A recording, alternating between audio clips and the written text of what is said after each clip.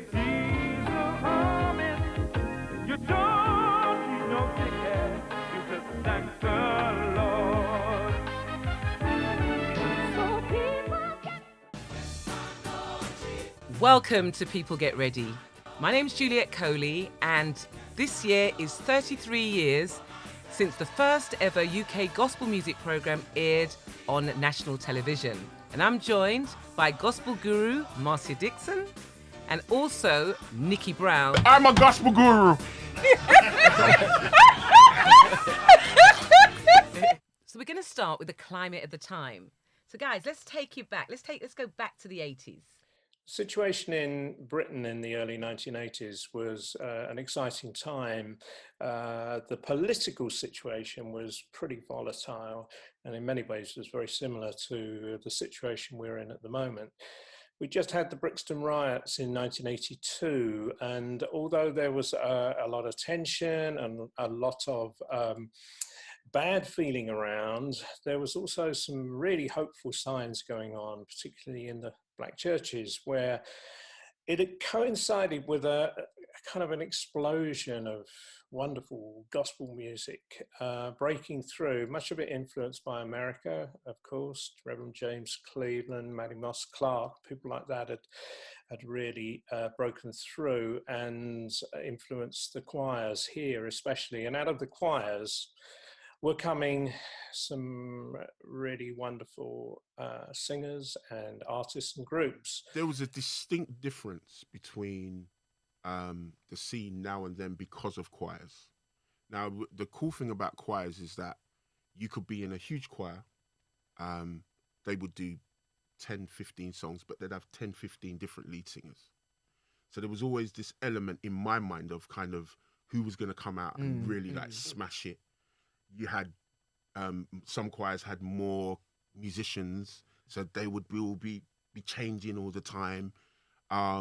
They would wear uniforms, so whose gowns were better than... Yeah. Do you remember the big fuss about when people's churches decided to wear gowns instead of blouses and skirts? It was like a really big thing, don't you remember? That's kind of like from America, though, isn't it? Yeah. We took that from America. Well, remember... But people are upset about it. Like, we're following the Americans. Why are we following the Americans? No, but remember, let's be fair. When we grew up, all of the adult choirs wore like gowns and special hats and all of that stuff. I felt like Kojic was the kind of, because you had Moss and... we was American church, basically. So, but we grew up in that kind of, that hymnal tradition.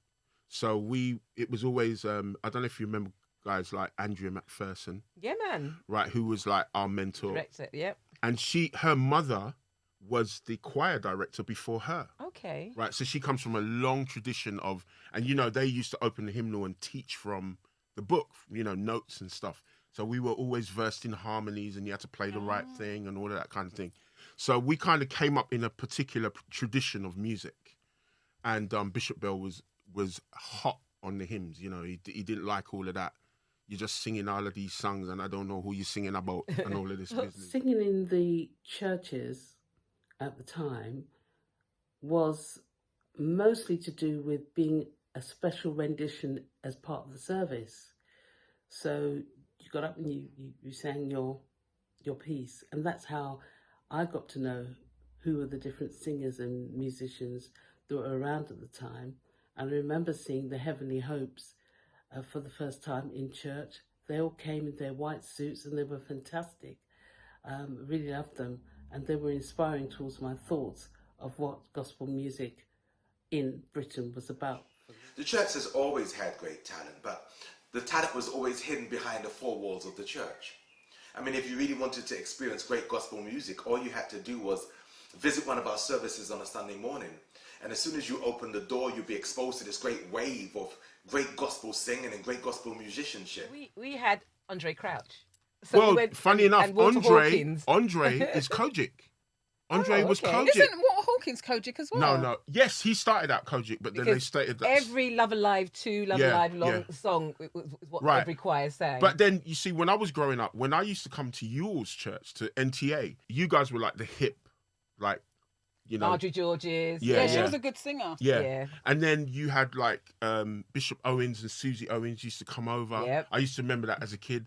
And then they brought this organist, this lady over, and we never really saw a Hammond, you know, like a lady playing a Hammond. Yeah. And it was like, whoa, it was amazing. Didn't Twinkie play Hammond? Yeah, but that was later for us. That was a lot later when Okay. Matimus Clark came. But I remember being really young, and I was friends with Paul and Del. I used to sit on the bench with Delroy, right? And we used to just be like in awe because you guys were like used to wear like all of these funky colours. I don't know if you remember like stuff like the West Indian Council of Churches and the World Pentecostal movement that was going on. We used to go to Westminster Central Hall. Everybody used to bring their choirs. Yeah. And everybody used to have their uniforms. I remember we went that to... was Mark Goodrich and those Bishop Yeah, there was Ramsey. there was a Bishop whole Ramsey. bunch of them, and they had. I remember, and all these different pastors from all around the world would come. I remember when we went to Westminster, when we went to the cathedral, across what's that place across the road from Westminster Central Hall? You know, Westminster Abbey. And we went to St Paul's Cathedral, and everybody would bring their choirs. Okay, so let's have a bit of controversy here. So who was the best choir? Oh man, come on, don't even go there. Nicky Brown. You know who the best choirs. The Reds. Wasn't like I mean Latter Rain they were Revival Choir. This was incredible. before LCGC were formed, but I Yeah. remember seeing them as a young teenager, and it's Listen, like they were I Pat had Knight. never Oh my heard God. voices like that. It's like, who Listen. is this Now, you see choir? that- so- who is this director? Now, It you was know what's Lawrence, quite wasn't it? interesting? Lawrence Yeah. Johnson. You know what was interesting about that is that, I don't know if you know this story, but Marion Williams used to come to London to do the Black Nativity. The opera singer. She was like a black gospel singer. Her and a guy called Alex, Pastor Alex. Yeah. I can't remember his name now. Look him up on Google. But anyway, they came over and done a show called the Black Nativity, and they used to come to Dalston, which was where the Kojic Church used to have a little hub. And then Bazil and all of those guys met up with them, and they used to work with James Cleveland and all that. And Bazil was really influenced by all of that stuff, and he taught all of that stuff to Latter Rain. And Latter Rain was like streets ahead of everybody else. No, they were. I remember they had like Wyman playing. They had Wayne Wilson. Oh yeah. They had Wayne Wilson, Wyman. They had, you know, all of these great musicians. You know, Michael Powell. All of these guys, and they were really like. So they were the precursor to London Community Gospel Choir. Yes. And then I used to like Kojic But- Choir. I used to but see Kojic John, Choir. but didn't John have some kind of event where all the choirs came to Yes, the church? John. He used to have these incredible events, actually, like these week-long events where he used to invite different choirs on That's different right, nights. Yeah. And I remember one year we went to every night, and we came, and that's where I first met Bryan Powell, Okay. and Paul Powell. I remember Easton, Davis. Yep. and just like all of these great Did we go to musicians. that? No, we weren't allowed. Oh, you weren't allowed. We weren't allowed. Kojic Tottenham done one night, I think. NTA done one night. Latter Rain done one night. You know, and those were like hot like events. I had what you call my choir anniversary, and my dad allowed me those days to have a choir gospel anniversary, and I invite different choirs from different Church of God in Christ, People's Christian Fellowship Choir, NTA Choir. It was just a whole week of gospel singing, and groups were the Wade Brothers and the Doyley Brothers. It was just a fantastic week. And then I remember at the end we put together a mass choir called the London Mass Choir, which finally ended up becoming the London Community Gospel Choir. Yeah, People Get Ready starting was Francis Tulloch, who's the producer, coming down to the Voice newspaper. And for me, the Voice was the place to be as Britain's best, as we say, black newspaper at the time. And she'd been, she permanently was employed by TVS, Television South. And they had a religious department at the time. Yeah, that's when TV stations had religious departments. Absolutely. And she had been told that the Voice was a place to go if you wanted to know about religion or black gospel, etc. And she'd come down, and I was doing the Soul Stones at the time, and she'd spoken to me, and Viv was in that meeting, and about the idea that they wanted to do a gospel program, and who did we think would be a great person to present it. Now, for me, it was John all the way. Primarily because of the way that he preached, the fact that he was a preacher as well as a singer, and he sang under the anointing. But he was, to be fair, he was our personality of that. Yeah, he was. He was our young personality. So you had Bazil, Yeah. and you had a few others, but he was our young, bright young Definitely. thing. He was the gospel star of the He was our time. star. Definitely. You would go to concerts and he would take what you thought was a seemingly good concert to some next level. Definitely. You know, where people would just be swooning, they'd have to carry them out and all of that stuff. And I think it was the essence of that that translated well on television. So it wasn't the fact that he could just preach or the fact that he could just sing, but he had that combination that you moved it out of the church into the studio and it still felt like it still felt real. you were in church. So how did you get into it then? I was doing drama. I was one of the first kind of Pentecostal drama groups. I think it was called ACID at the time, the Association of Christians in Dramatics. Yeah. And we did a lot of prisons and we did a lot of sold out shows. And it was interesting that she'd gone to see John and gone to spoke to different people and then came back to me and said, I hear you are the person that does X, Y, Z. And it was like quite a shock, to be honest with you. But a pleasant shock. I don't think I auditioned. Well, none of us really auditioned. No. You know, someone had said, or people had said, or she triangulated that whole. I think they kind of worked out who was who. Yeah. And who the bright young things were, and kind of gravitated and it was just towards it. You were just the new presenter of this new. Actually, it was a pilot. Yeah. So it was a one-off. So we were going to do this, and that was it. But we ended up getting a Christmas show, and then we ended up getting a series. We ended up getting a special, which was Creation. And the fact, I think, that we got the series, because it spanned from 1987 to 1992, wow, you know, means that we were one of the few series with black people, you know, on TV. Prime time. Prime time. I just remember the series from Juliet's eyes, because what Juliet would do, she said, guess what, I'm going to be doing this TV programme. And then sort of like the next thing, you know, she's in wherever you were filming it. Guess what, we're in this 5-star hotel. That's all I was hearing. And now this room is amazing. Wow, I've gone to get this clothes. So for me, I was hearing about the show through Juliet, but it just sounded really exciting and interesting to sort of like be involved we were all friends, and I think the fact that we were all Christians, you know, I mean, we'd have done it for nothing. Don't tell them that. But then, all right. So I knew John. Yes. Because Tesla used to live in my house. Oh. John's brother. John's brother. Okay. Right. So I met John when I was 12, and then we started kind of like talking and stuff. And then when Solomon Meade, who's one of my heroes, died, I got to play drums. No, before he died, he got ill. So when he got ill, I got to play drums for the choir. But then my auntie Daisy used to live next door to Juliet's mum. Is that your auntie? Yeah. So I knew Juliet, and then I also knew Auntie Ada's mum. Yes. So Auntie Ellen. Auntie Ellen. So we Connected. We basically were all connected, and we all knew each other, and I don't know. It's really, really weird. There was just like so many people in our little circle, and we kind of all knew we were all going to try and do something. We didn't know how it was going to happen. We tried to do lots of things before. What, all of you lot? I think. I helped out with acid a few times. Yeah. Oh, did you? Yeah. Oh, is that why it ended? Not really. Only joking. I think the way that it kind of organically kind of happened it didn't feel like it was massive. We knew we were going to be on TV, but it didn't feel like it was so big. I don't think I didn't realise how big it was. And it's interesting because to the point where, you know, if I do my CV or if I do anything, it doesn't have people get ready on it, even though it's supposed to be something big. When we take the step of faith, we do what? We make a way out of no way. Ain't that what the song says, John? Yeah, that's true. All the prophets, all the saints, they all made it through against impossible odds.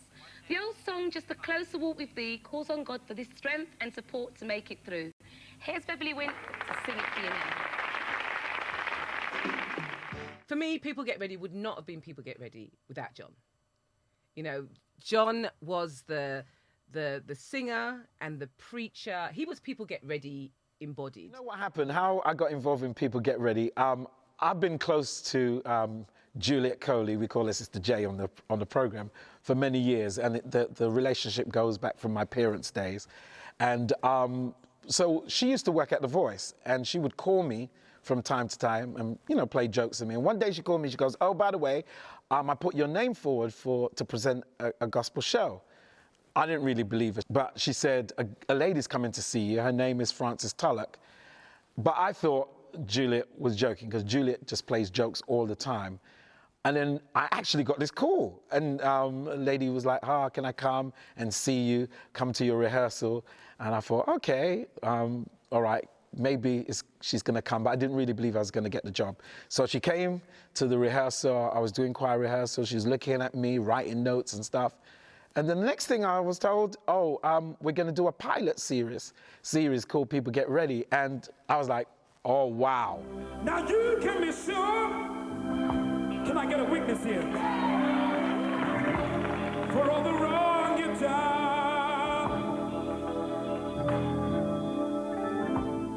For all the wrong loose round here. For all the wrong that you ever done to me.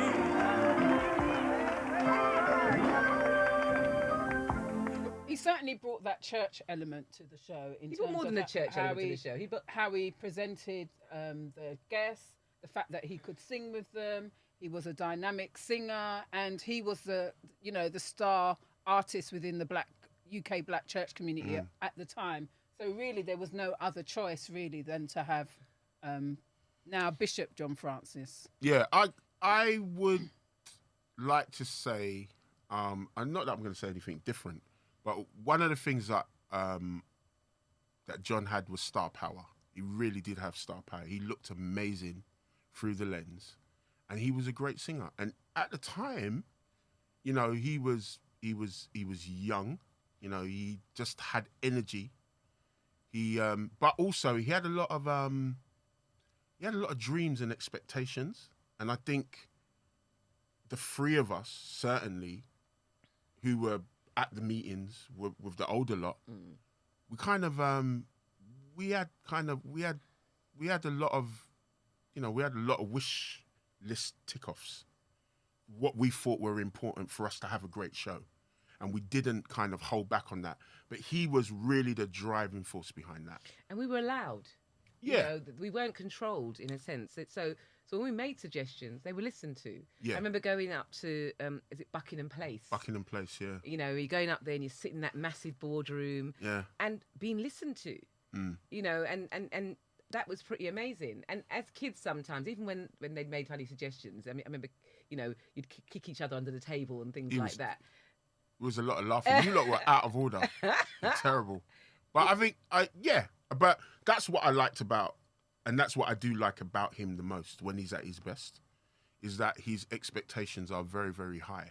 And I think it's important to have people like that around, you know? I think for me, I grew up with, my family grew up with John's family, you know, the White Lion Street Church from Windrush days, basically. Right, yeah. And so I'd known John for a long time, but I didn't know John the way that I got to know him then, doing People Get Ready. Because even, you know, sometimes with the links and stuff, he was nervous, you know, and to see John outside of that was always, you know, John Francis. He was always going to be, you know, senior in the church. He was always going to be, you know, a great preacher and stuff. Yeah, we like knew. that. It's like we took that for granted. Yeah. That was all going to happen. You know, but working with him on a level where you could kind of, you know, where he was more your Idrin than your bishop, you know, whatever, you know, was absolutely great.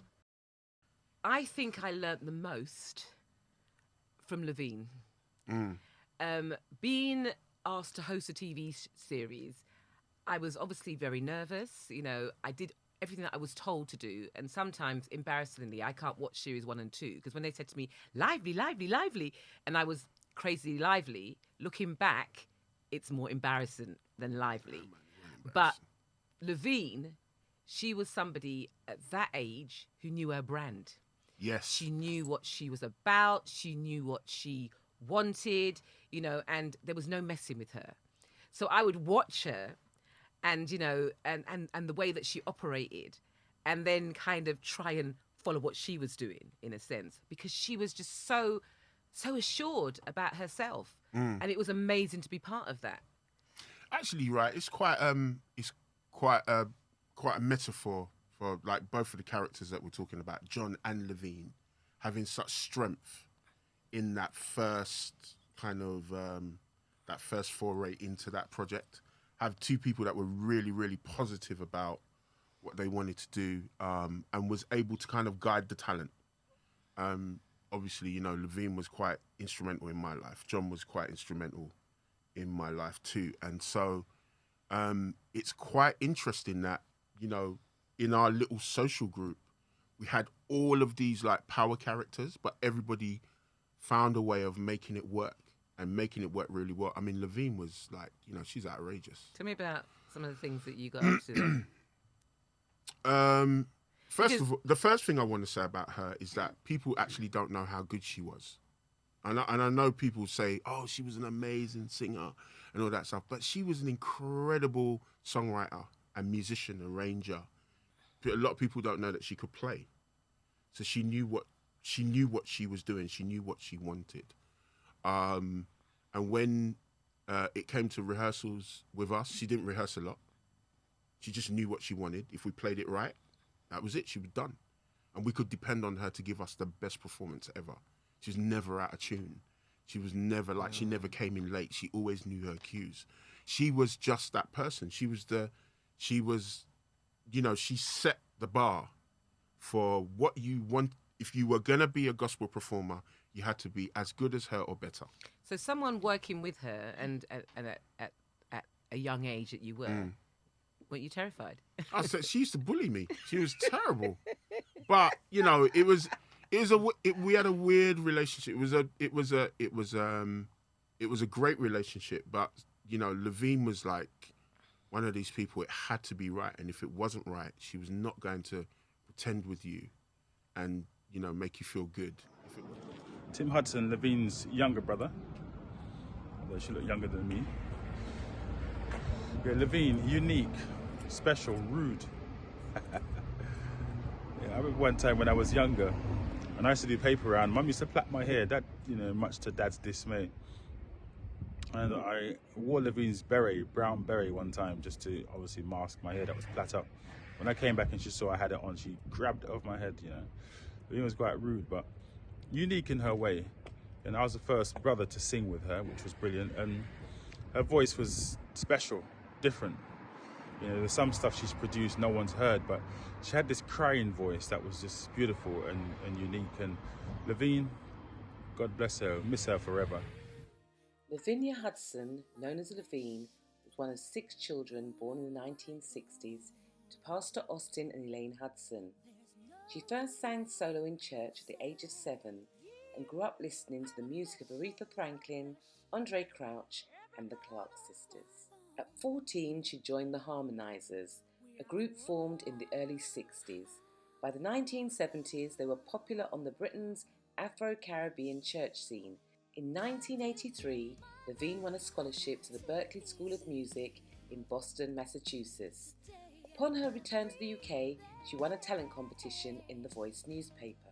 She was regarded as the UK's answer to Aretha Franklin and made history when she became the first British female gospel singer to get a solo record deal with a secular record company when she signed to Virgin Records in 1987. She remains the only UK female gospel artist to do so. Her debut album, Intervention, peaked at number 19 on the US Billboard Gospel charts. She worked with Phil Collins, Earth, Wind and Fire's Philip Bailey, the Clark Sisters, Marvin and B.B. Winans, and Carl McIntosh of Loose Ends. In 1988, Lavine was the featured soloist on the UK's first black gospel music programme, People Get Ready, which debuted on Channel 4 before it moved to London weekend television. Lavine battled with lupus and began to sing less. And in 2017, after a long fight with the disease, she died. It robbed the world of a very special talent. I was reading somewhere in some pages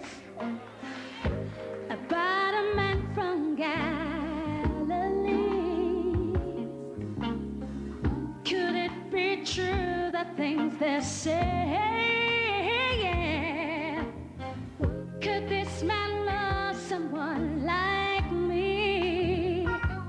This is fantasy. How could he lay down his life for me? Never knowing me, they say he holds the key. Went into hell to set the captive free. If I could just believe what these words say to me, that's saying whom the sun sets free is free indeed, and only he can break the chains that are binding me. Well, if whom the sun sets free is free indeed, then tell of Jesus, if you will, please help me. What did she teach you as a musician then? Now that, you know, obviously Lavine is gone, you know, rest in peace, Lavine. What did she teach you? What are you left with? I think my biggest lesson from Lavine was you actually can do a lot more than you think you can. Because Lavine's whole thing was, you're my producer and I'm not hiring you to tell me that you think everything I do is good. I'm hiring you to make this record. And I'm 17-year-old. Like, and she's like, did that vocal sound good, yes or no? And I'm like, you know, you're what? And you know, she gives you that face and you're like, whoa. And you better say something sensible, otherwise it's going to be a problem. So I was able to kind of very, very quickly be able to give details about things because she wants details. I think it's important to also mention the fact that Lavine was one of the first female gospel artists to actually cross over as a gospel artist. And that at the time when she got her deal, it was the best deal that any black female had ever got. Whether they were Christian or non-Christian. You know, she was very highly regarded, highly sought after as well. She got up, she done an event at the BAFTAs. She got up and told the record label, I ain't going to compromise. You ain't going to make me do this and I ain't going to do that because Jesus is Lord. And he's the Lord of my life. And if you're not saved, and I was like, sitting there like, oh, God. Go, Lavine. So, Marcia, then, who is the next Lavine? Male or female? Who is the next Lavine? I don't know if we've got anybody. I mean, the record business has changed so much now. But for me, in terms of artists that I really enjoy listening to over here, I'm a fan of Lurine Cato. I make no bones about it. I'm a fan. I think she's really, she's from the culture, really good. Great singer, good songwriter as well. Obviously, a lot of our artists, they need that kind of, really strong marketing strategy pushing behind them to push them to that level. She also has she's that, really good. She also has that non-compromising but she's got way about her in terms of same way that Lavine did. And obviously, as you say, her character. Yeah, she's got charisma. Yeah, she's Kojic. Yeah. But you see, the thing is, right, this is the thing as well. Funny enough, talking about Lavine. Lavine had this like weird aura. So I was watching this amazing documentary. What's weird aura? Well, like I was watching this documentary about soul music, right, on the BBC, and they were talking about Aretha Franklin, and they were saying that she never spoke to anyone. She was really cold, you know. She'd just stand in the corner. Everybody else would be falling out, you know, during the concert. She'd just be looking. Then she'd get on and she'd tear the place apart. Right, Lavine was that person. Lavine didn't talk to anyone. You know, there was only certain people in her circle. And then she'd get up and she'd tear the place apart. That was her vibe. She, like, just knew that this is what I'm meant to do. And when she stood up to do it, it was like, okay, lights on. So how does Lurine compare to that? Because Lurine's not. Yeah, Lurine. Well, Lurine might be a little bit different. But what I'm saying is that there's a particular aura that all of those great performers, you know, John, Lurine, Raymond Dyer, all of those guys who've gone on to do really cool things, they all come from that tradition where, as you know, this is another thing about our church community. you know, you would be put on the spot. Get up and say something, you know. And now Sister Marcia is going to pray for the offering. You better say something decent, otherwise you're gonna get called out. You know what's really interesting is that I interviewed Dawn Thomas, another great That's a artist great from singer, the 1980s, and her group finished, I think it's 1995 or 1995, and she said that she had decided she wasn't really going to sing, and then she goes to a church and she's sitting in the audience minding her own business, and then the moderator says, and we have Dawn Thomas in the crowd and she's going to come and sing a song. And that's what got her started in being a solo artist, because, you know, she was put on the spot and she had to sing spontaneously. Father, we thank you tonight. We glorify your name. We praise you right now. Thank you for making a way out of no way. Thank you for putting bread upon our table. Thank you for being good to us, Lord. You've been better to us than what we have been to ourselves. Hallelujah. We glorify your name. We praise you. We lift you up. For your name is worthy to be praised. From the uprising of the sun even to the going down thereof, your name is worthy to be praised. And we praise you right now. We glorify you. Take no praise for ourselves. For thine is the kingdom, power and the glory, forever and ever. Everybody say amen, amen, and let's sing the song together. Oh,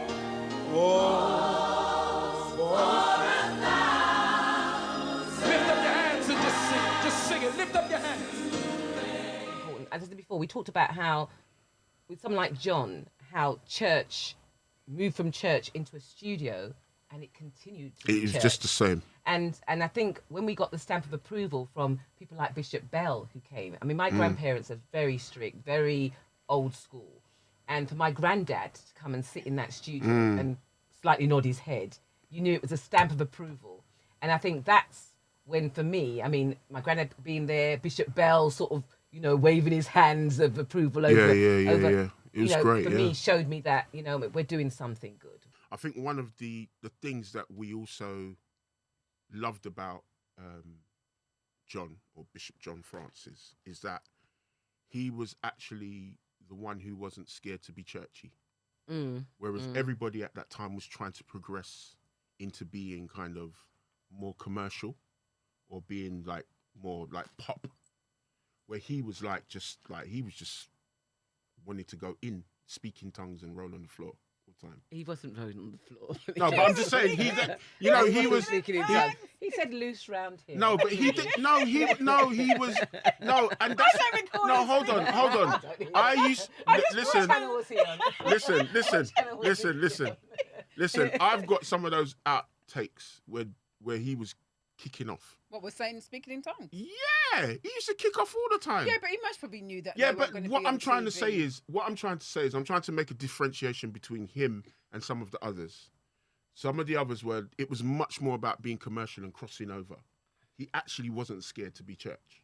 And that is really powerful. No, absolutely, That's definitely. so powerful. And I totally agree with that. And also, I think when the new artists that we got, people like Melanie Miller, who for the first time went on TV, they were just themselves.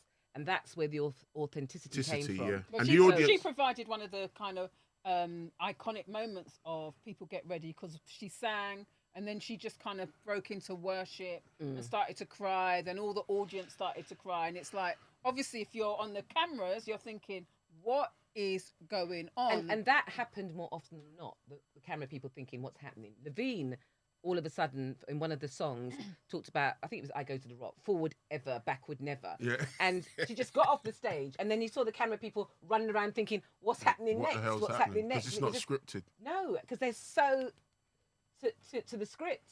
So that was, and we're just enjoying ourselves, we're just getting down, and they're like panicking, but enjoying what was going on, but it was all new for them. And you know, that was actually one of the big decisions on why we had to change the band. Because they couldn't. Because we needed people who would be, as the spirit leads. Yeah, but we needed people who were professional, but at the same time could be flexible if we needed them to be. You know, if we had to flow, we could flow. Oh, right. And it weren't going to be a problem. But we also needed guys that could read. We needed guys who really knew how, the format worked. They were so young. And that's the thing that strikes me now. I mean, we're sitting here, 33 years on. Did you have to say that? Yeah, did you have to say that? Yeah, I did. I think I must have been about maybe 5. I was a child prodigy. I started working at The Voice. That's it. You were hanging on. You were tagging on. You As a 5-year-old, Juliet had 5-year-old friends. but when we think about it, 33 years ago, we were in I think it was Maidstone was the first studio. We were in Maidstone. I remember going to Gillingham and there was the Motor Mouth set, Saturday morning program. Yeah. And it was like you had to kind of shake yourself to think, I'm going to be on TV, or I'm being part of a program, because it didn't feel like that. Yeah, that I remember going there when we wasn't shooting, and I met Fern Britton, Fred Dinage. I met all of these guys, and they were like, "Oh, you guys are doing that amazing music series," and I was like, "Wow, they know about us." It was just like this event that was happening for that company, and they were really proud of us. That's what I remember. They were proud of us. They didn't. We weren't like a kind of tag-on show. They fought for us, and they fought for what we were doing. We were treated like celebrities. I remember being taken out to Harrods to buy my outfit for the program. I think I can get my outfit from Dalston, or I want to go Panache to get my shoes, which is where we normally go. Wrigley, got on Wrigley. A lot of people talk about Thomas Whitfield and the impact that he had on them musically. I didn't notice that there was a brilliant chord that he introduced. Yeah, he introduced a lot of brilliant stuff. I mean, at that time, I think you could see the progression as the shows were going on. So how we started was really great, and the band that we had, and the production values that we had were great, and we were basically dreaming. Now, one of the things that a lot of people don't know is that I used to have these really long conversations with John, and I had just started to kind of like go to America, and remember when we had New Vox at The Voice, and we were writing with all these different people. I met people like Patrick Henderson from praising gospel from praise series. Yeah, Saints in Praise. That's at West Angeles, Kojic. And we used to have these conversations about how great it would be to do this and do that. And then we were doing it. We were doing it on this show, and we were getting people over. I mean, before, remember, the only time we ever saw people come over was like Ken would bring people over, or it'd be concerts. And now we were having these guests. And some of the guests were great, but some of them were really great. So like people like Thomas Whitfield, really great. And he did a song called We Need a Word From You, Lord. And I tell you something, he did a chord that just like blew us away. Just one chord. For most of the song, we were playing it, but then he just interjected with this chord. And it wasn't one of those chords that he was used to. You can hear that chord a lot more now, but back then, didn't really hear it. And I'm telling you, it blew us away.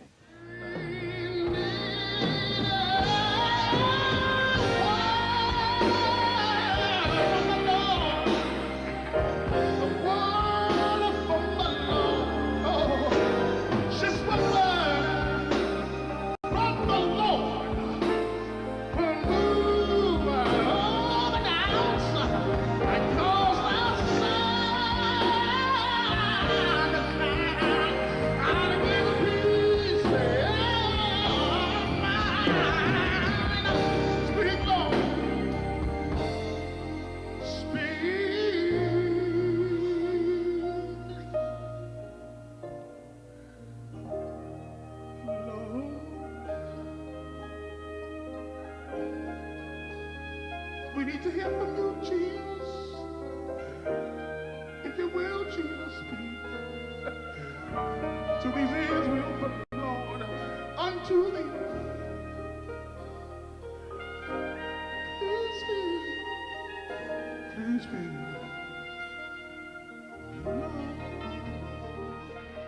Because he was bringing all of his expertise with him and sharing that with us. So it became a teachable moment, you But know. being a UK gospel program and having someone like Shirley Caesar, She was incredible. you know, who goes back to the 1950s. 50s, yeah. She's in the caravans, You know, wasn't she?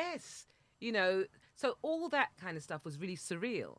That was surreal. But we took it for granted. I don't know if Who we. else did you have? You had Tremaine Hawkins. Tremaine, that was a Williams tough brothers. one. Oh yes, I remember them. Because it used to be a big discussion about which artist would you have next. Unfortunately, you never had the Winans. But or the I'm going to Clark tell you. I'm going to sisters. tell you why there was because for us at the time, at that particular time, remember the Winans were coming. So I used to play for Winans Family and Friends. That was one of my gigs. So we used to see them all the time. You see the Winans all the time. We see the Clarks all the time. So Clarks were always with Kojic. He'd always come over. So, but the Williams brothers was something really different. They were something that we'd never experienced before. And Vanessa Mitchell and Tremaine. I think what and Roy certainly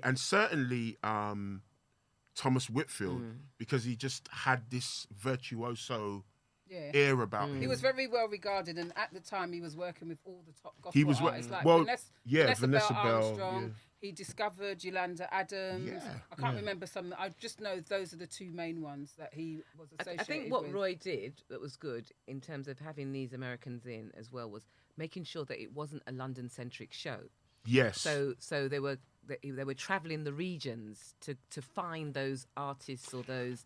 Remember who rolled the stone away? Yeah, and then you had the Adventist lot, you know, the golden chords, and but then also remember one of the cool tricks that happened was that even when the American guests came in, they were also integrated into songs with the locals. Yes. So it was never like they came in and done their thing and then they were out. Yeah. They were always part of, and then it was also quite unheard of at that time for people to come over and use a house band.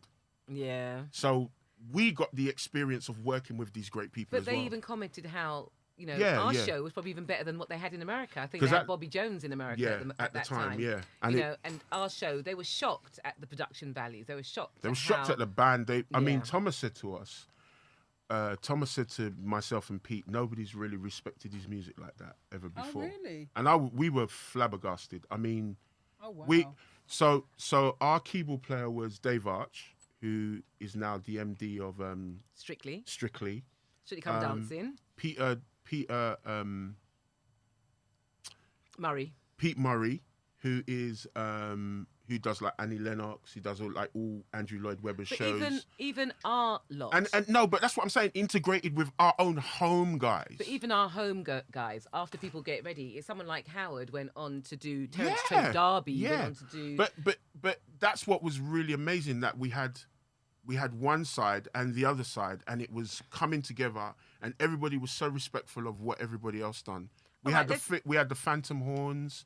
We had Noel, we had Howard, we had John Thompson, we had Freddie. Even thinking about the artists and the people that performed or were part of the series and where they gone on to or where they went on to. So someone like Priscilla, for example. Yeah. I'm sure she's doing vocal coaching for X Factor or I saw her singing. No, she does. Strictly. I saw her She used to sing on in. Strictly, and then she does vocal training for the contestants. What you guys don't know about Britain's Got Talent, was it? X Factor. Yeah. No, what you don't know is that she done American Idol for 5 years. She was Fantasia's coach. And that's one of the backings in People Get Ready. You got Paul Lee, who sang lead vocals at the Royal Wedding. At the Royal Wedding, yeah. Priscilla's a great artist. She was. I was talking about her She's amazing. About her to someone yesterday, just saying how great she is. She's incredible. That's an incredible singer. The show had a great impact on the music industry and the gospel music industry because we were allowed to express ourselves like never before on a TV show that was shown on prime time, and I think that was really special. That was awesome. Also, like I said, just having amazing musicians play great music and do it to such a level was incredible. It made everyone, up their game, I think. Vocals and music, we all upped our game and we became a tight unit, and we wanted to do better than the last take. We wanted everything to be perfect, everything to be great. everything to be placed and awesome. And that is awesome.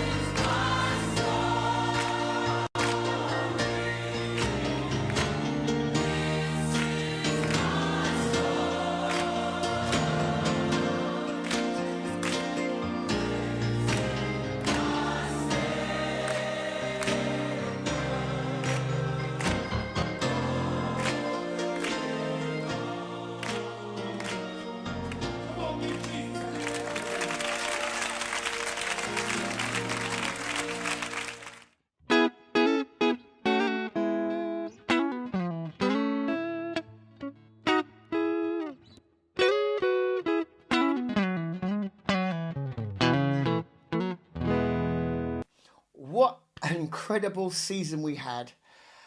Way back when we were younger, here comes an amazing program that highlights the gifting and the talents and the ability that was shut away in the Black church movement. We were so excited to be a part of it. Me personally, I came from the Church of God of Prophecy, and what we're very separated from everyone else. But here came a program that wanted to highlight whole of the country and raise up talent that was in the Black church. And we had such an amazing time. I was the guitarist during that first few seasons of People Get Ready, traveling out to Maidstone, and I met some incredible friends, incredible people that even today they're still my friends and we still do music together. But we as young people began to express ourselves in a remarkable way. I was still a worship leader that's been able to travel the whole globe, and I would say that People Get Ready was very instrumental in introducing me to audiences and people, and John Francis, who I was playing in his band at the time, mind you, but we began to see so much of this country and so much of Europe because of this People Get Ready. And I want to say that it was the most amazing time. I wish we could do it all again. This experience really made impact on me for the rest of the time I have been with the choir, and we never stopped singing gospel, and we're still around even after 32 years. Yeah, People Get Ready was amazing. I mean, opened up a lot of doors, opened us up to the CCM scene, that's the white Christian scene, as well as the black Christian scene, and opened doors for us to travel the width and the breadth of Europe, really. Yeah, guys, the thing I really liked about it was the fact that we played with live musicians, live band, and live audience in the room as well. Yeah. In fact, if you remember, most of the musicians that played with us on that program were actually our own musicians, so that was really fun. That's great. Yeah, it was also great because it wasn't just for them. For us, it was like a building for our career as well. Yeah. You know, we became international then. Yeah. You know.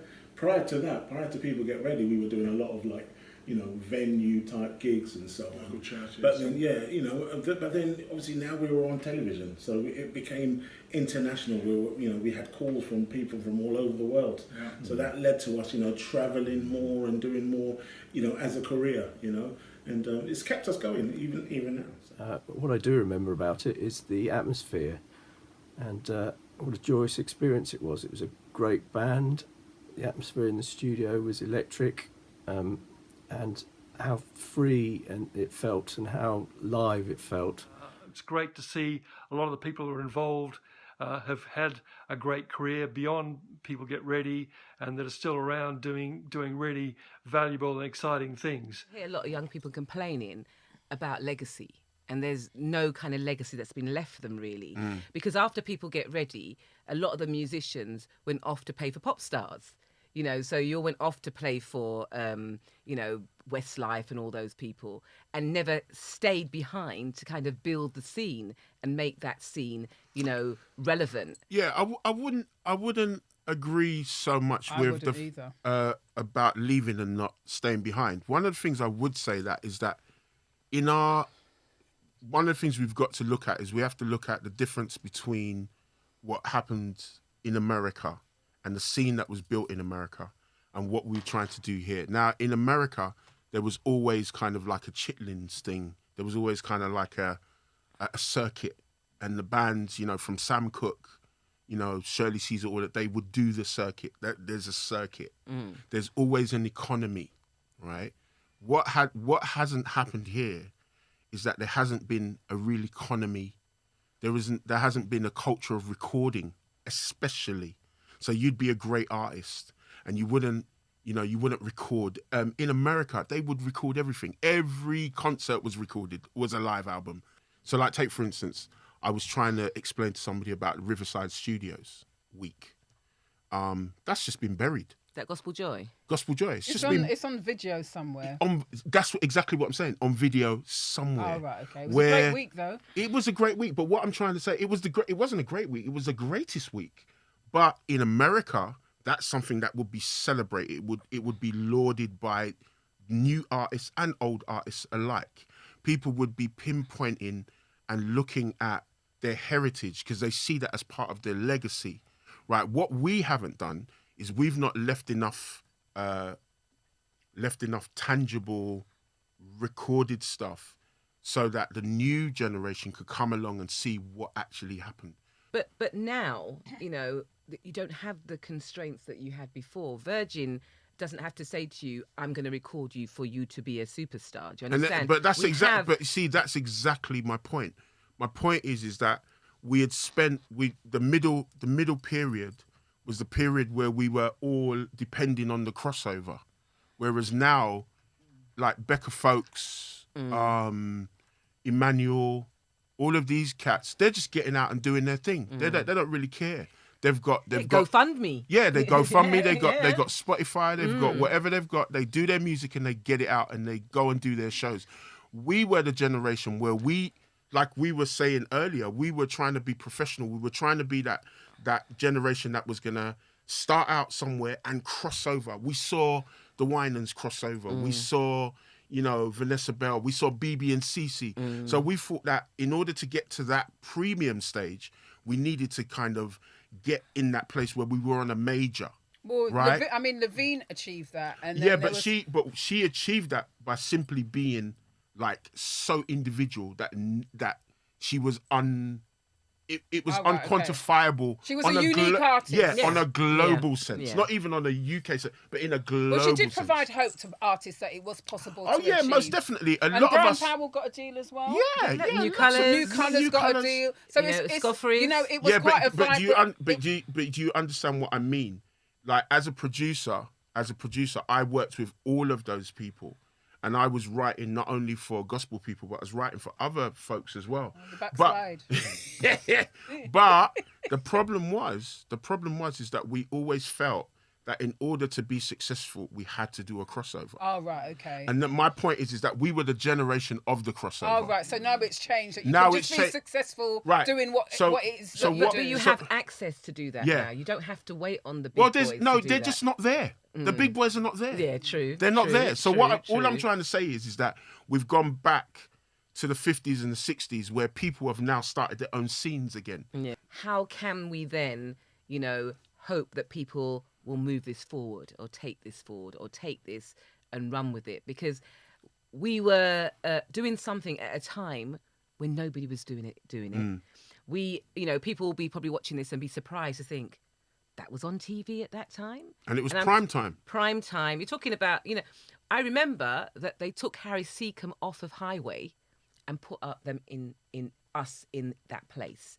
I remember being in the TV Times, and the picture next to me in the TV Times was Bill Cosby. Wow. You know, so, you know, people will be shocked and surprised to think, well, where was I when this was going on? We're talking about a time when we were, I said before, as I said earlier, we had a series when with Black on Black in, I think, 1982, Club Mix and Lenny Henry Show. There were no other black series happening in the UK at that time. You know, for me, looking backwards, I think if I knew back then what I know now, I'd have made sure that I was instrumental in pushing for something a bit more, you know. And I'm proud to be part of history. But what next? What happens next? Okay, let me say something to you as well. One of the things we have to remember is that was very much a period of the establishment. So even politically, the big political message or what was running through that era of time was that Margaret Thatcher was actually trying to break up the way that England was structured, because England was always like, it was in pockets. So it was like trade unions, all of this kind of stuff. And the reason why TVS lost their franchise was because she didn't want particular businesses to have strangleholds over things. She wanted people to own their own houses. Yeah. She wanted all of that stuff, right? She broke the miners.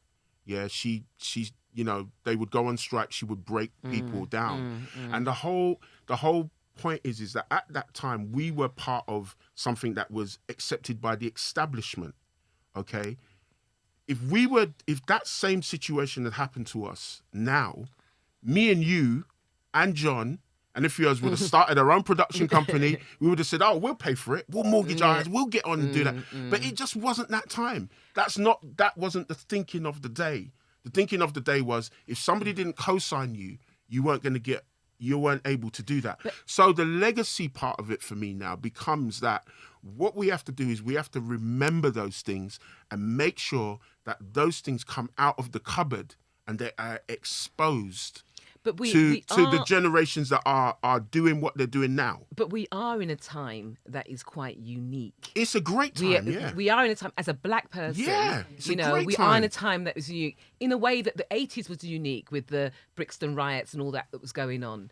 So surely we should be able to say to people or encourage people to pick it up and move it forward. Yes, but the point that I'm making, you're absolutely right, 150%.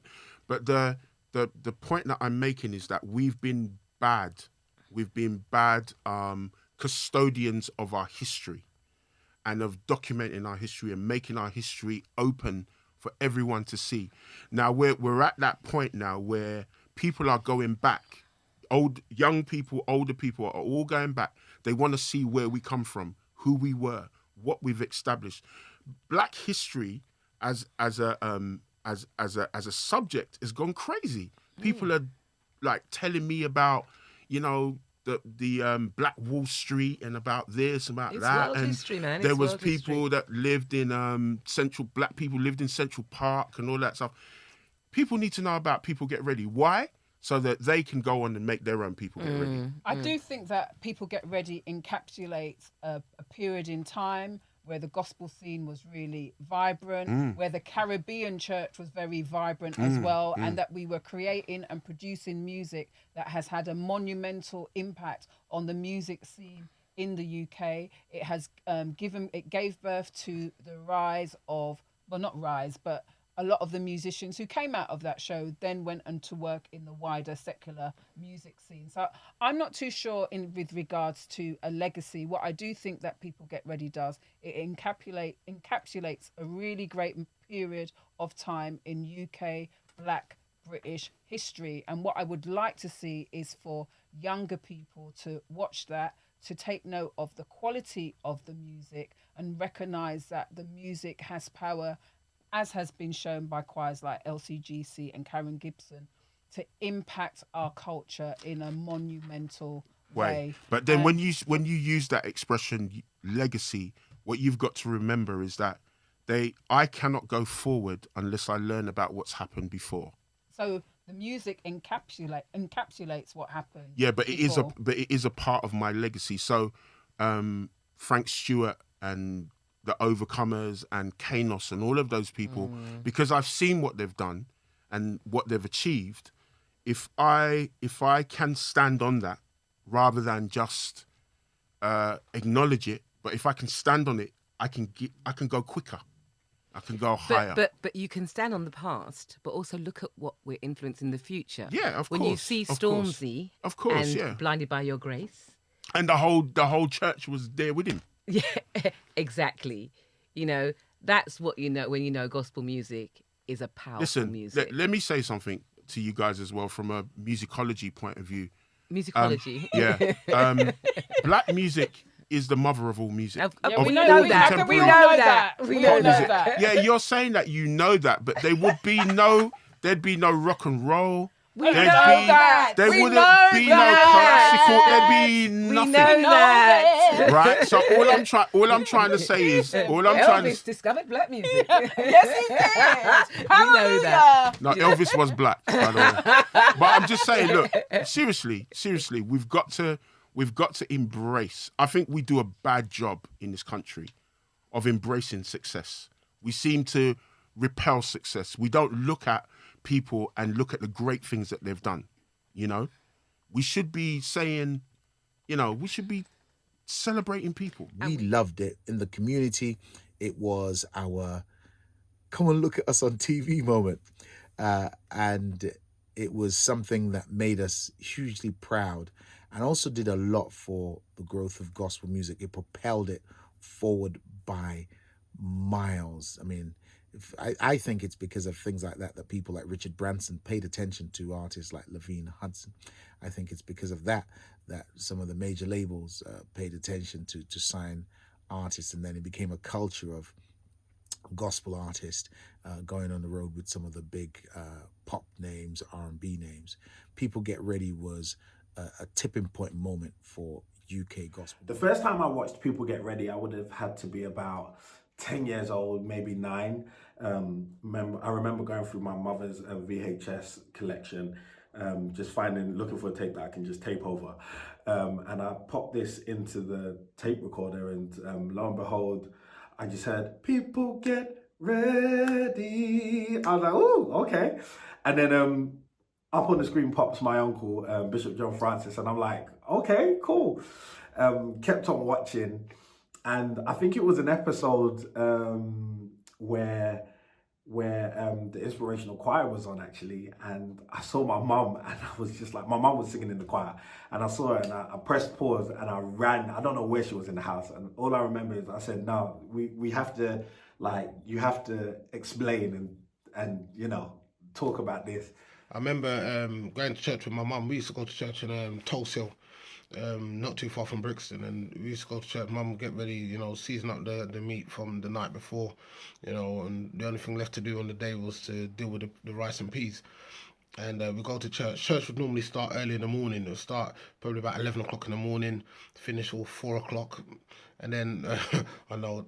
And anyway, listen, them times when church finished 4 o'clock, we get home, and just in time, we'll see People Get Ready. Oh my God, them days, People Get Ready was live. You used to get the latest songs, etc. And then we'll be late for evening service. I remember being late for evening service because Juliet was on telly and John Francis was on telly, and them guys had the latest songs, tunes, jams. Oh my days. I remember Nicky Brown having hair. Noel Robinson Slim. I remember those days. Well, those were the days, man. The impact that People Get Ready had on me.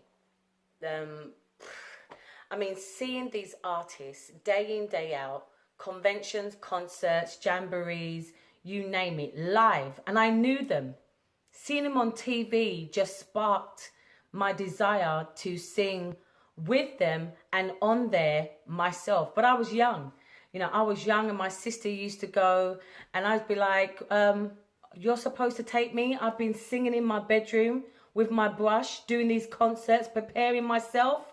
Hello." People Get Ready had such an impact on my life as a young musician and also as a young Christian. I remember every Sunday without fail, we'd sit around the TV. The whole family would be there, just ready, excited to see who was going to be on the show. What was really amazing about it was that it was British and it was people that we knew in our community. The People Get Ready platform, it was basically a church within a church. It was uplifting, it was enlightening, it was full of exuberance, and you could feel the power of God coming from the stage into the homes. The series ended in 1992, primarily because the franchises were up for grabs and TVS lost their franchise to Meridian and they buried the programme with them. But I remember the last season, or the last series, which we did a competition. And I remember Larnell Harris giving the prize to Joni Lee. Sadly, Joni's not with us anymore. She was an amazing singer. I just don't think that she got the props that she deserved or fully utilised her potential. She was on par with any American. That voice. What was it about Joni Lee then? She had a brilliant voice. I mean, her voice was on par, I'd say, with Vanessa Bell Armstrong, to be totally honest. She had one of those powerful, strong gospel voices that could take her across the world. And the virtuosity with it as well. She could literally, she could hit notes that were she was awesome. Off the scale. And she was a beautiful person, always well presented as well, always beautifully dressed, and a really beautiful, gentle spirit. She was lovely.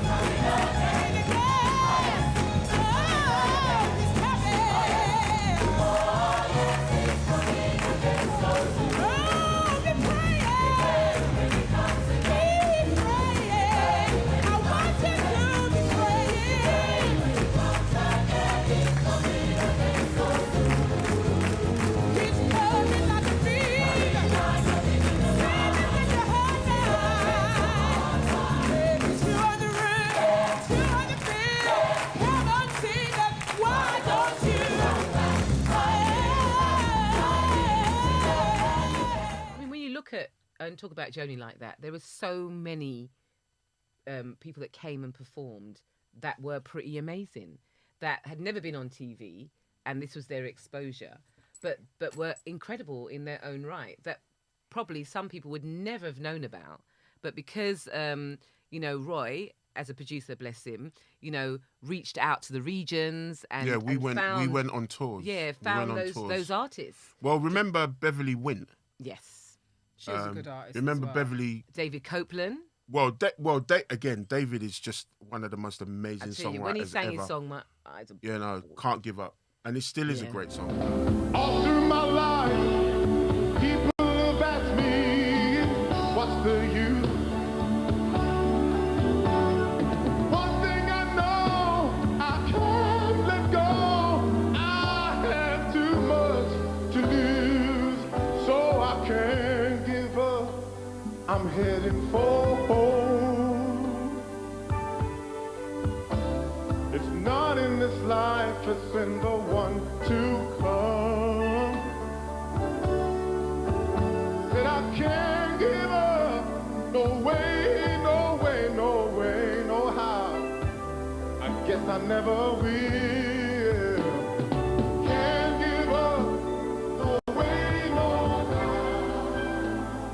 Whoa, I guess I never will.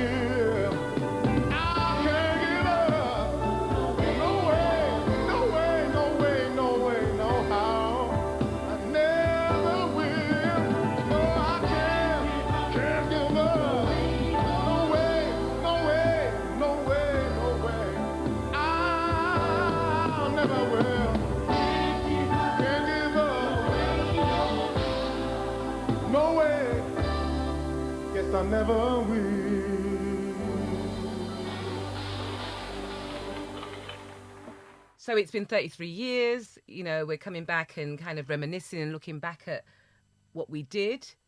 What next? More great, incredible, inspired, wonderful music from our community. Something that's never stopped and something that I really hope will go on forever. Marcia? What next? I'd like to see people seize the moment that there is in the society that we currently live in. You don't need a record company. All you need is your own creativity and an understanding of how to utilize the social media tools to get your music out there. I think this is a great time for an artist, because once you can team up your talent, produce something really great and know how to get it out there, you know, you're onto a winner. We just have to look at the music that's coming out of Nigeria at this present moment in time from artists like Sinach. They highlight and demonstrate what is possible. We want better, don't we? You know, if we've set this up and this is what we've done 33 years ago, we have to see better. And there is better out there. The technology's here. Yes, they the must know-how stop singing is here. praise and worship music. Too boring. Actually, that's a good point. You know the what? music doesn't demand anything of you. You know, like when we were younger, we looked. The American gospel artists were our standard. They were vocally and musically excellent, and we strove to be like that. I don't want to mention any praise and worship artists because I don't want to insult anybody. But the musical standard, the vocal dexterity that you need, it's not there. Anyone can be a praise and worship. Trust you to be controversial at the end. No, but some of these people are on this funny, some kind of rock and roll for Jesus. You got to sing with a crusty voice and when the oceans rise, and they feel like that's representing gospel. No, it's not. Gospel's gospel. I need to hear the Hammond, the bass, the tambourine. I need to see people catch spirit shaking a bit. Whoop, yep, whoop, whoop. There it is. I like that. I miss seeing the ninjas. I miss all of that. Gospel's got to be gospel, and we need to see gospel return. The future of gospel is based on us instilling to the young people, keep the Hammond in the church. Keep the shout. Keep the shake. Keep it. We need it. The music industry has changed so much, and it's like gospel music has gone out the door. But I believe, especially in the season right now where we're dealing with a lot of injustice and we're dealing with inequality, I believe right now that a lot of black music is going to come back, because I think right now everyone is going to have to recognize that we need to come around the table.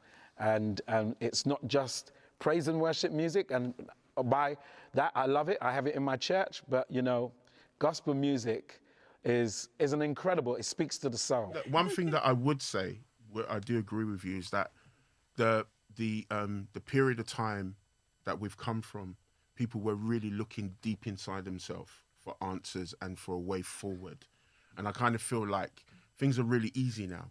You know, most people can achieve things quite easily. Even in this difficult season that we've been through, it's been relatively, straightforward to keep living at a decent level. Back then, we were struggling, some of us, and we were digging and fighting. We were looking for a way out. We were trying to, do better. We wanted to be part of a greater level of what was going on. We wanted to be part of the mainstream. But isn't part of that whole struggle and that whole thing you described that makes the music sweeter? That's what makes it great. My whole thing is that maybe it is just a bit too easy right now. Maybe it is just like you can just make a track on your computer and just put it up on social media, but when you talk about the music from Nigeria, you talk about the Wizkids and the Sinachs and the people like that. These people are like, some of them are not coming from a privileged background. They've really fought to get to where they are right now. And I think that's one of the things that we don't hear in the music, which you so rightly said. We don't hear the struggle. We don't hear the gut.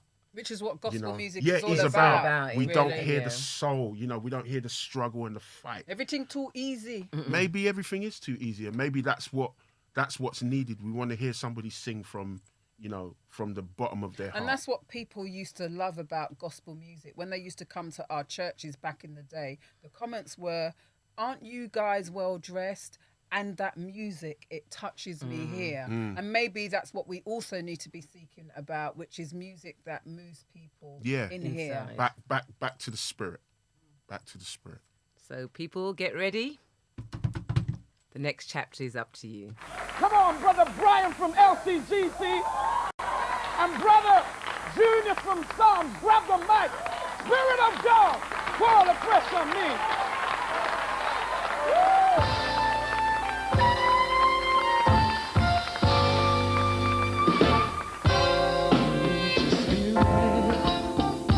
To fall afresh on me.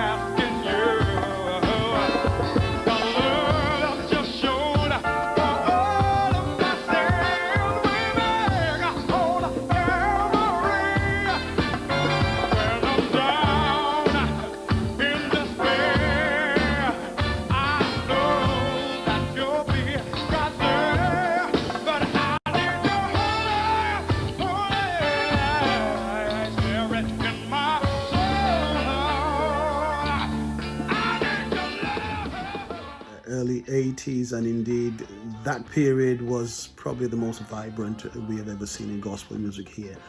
There were groups around who were playing contemporary gospel music like Paradise with Paul Johnson and Doug, oh my goodness, who was a preacher down in Waltham, still running a church, Pastor Doug.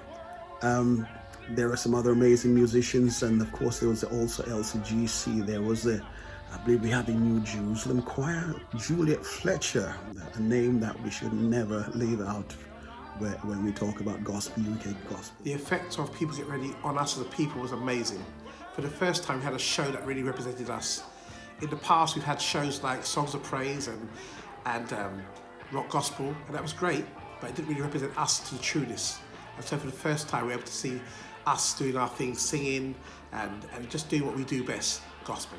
I look back at those days with fond memories, knowing that laid a foundation to what we know now as gospel music in this country.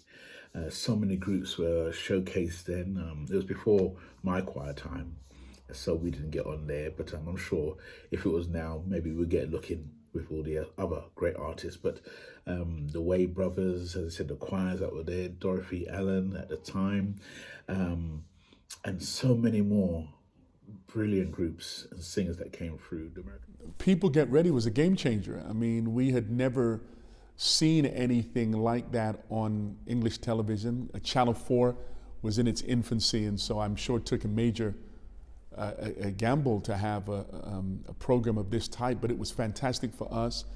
Of course, Bishop John and with his music ability and the band and having singers and then featuring choirs, various gospel choirs here in England, was amazing. I remember the show that we were on. My wife was pregnant at the time. We took a busload from Bristol and went all the way down to the People Get Ready studios. It was just like a major event in our lives. And I wish that it never stopped, really, because I think we need more of that on telly right now. If there's a time we need gospel music on telly, it's now. I know we've got other platforms, but you know, it's great that we were the pioneers of UK gospel music on UK television. So we would travel across the country, sharing music together. So to be in one place and being televised, that was something very, very special. And you know, looking back, before People Get Ready, there was nothing like it. And what's very sad, there's not been anything like it ever since. Ask you both what the legacy of People Get Ready is. What would you say? I would say it encapsulates a moment in time where people could see the musical excellence produced and created by the children of the Windrush generation. Man, that is powerful. We had, I think it was the choir competition. I think I remember Larnell Harris being on one of the last programs. I don't know what you mean by Siri. We had the choir What is that? That's my Apple watch. Watch. My mum said, "Me no want no Alexa in the Exactly. house."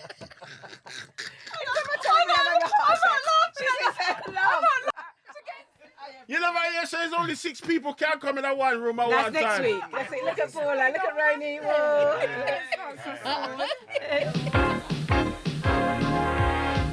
People get ready. There's a train coming. Don't make no bragging. You just get on board. All you need is faith to hear the diesel humming. You don't need no ticket. You just thank the Lord. So people get ready for the train to journey. Picking up passengers from coast to coast. Now faith is the key. Open the doors of ballroom. There's room for all among those loved.